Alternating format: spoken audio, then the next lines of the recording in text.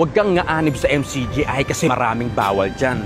Isa po yan sa mga komento ng mga taong naninira, sa mga taong walang alam sa loob ng kapatiran ng MCGI.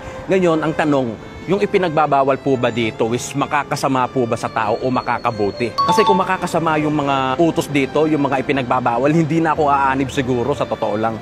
Kasi yung utos naman dito, hindi naman po utos ng tao kundi utos ng Diyos.